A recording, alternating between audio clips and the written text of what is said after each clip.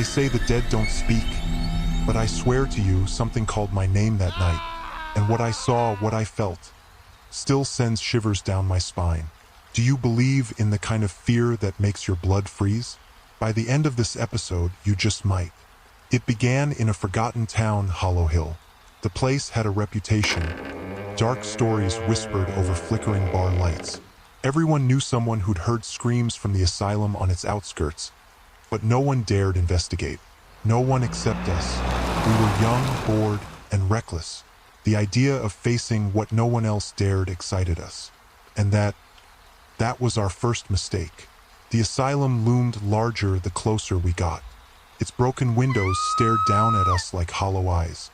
The front door, twisted off its hinges, hung as if inviting us in. The moment I crossed the threshold, the air changed.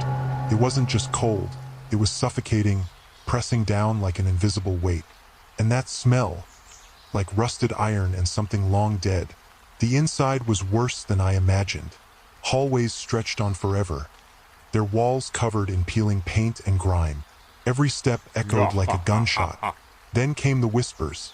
At first, faint, like wind through the cracks, but soon they grew louder, words I couldn't understand. They were coming from behind us. We turned, but there was no one there. Deep inside, we found a room that didn't belong.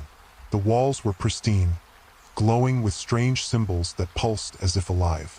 In the center was a chair, its leather straps hanging limply but still threatening. My friends wanted to leave, but I couldn't stop staring at the symbols. They felt familiar, like they were calling to me. The door slammed shut behind us, and the whispers became screams. A shadow separated itself from the wall, taking form. It had glowing white eyes and a grin too wide to be human. Pointed at me, and I felt my blood freeze.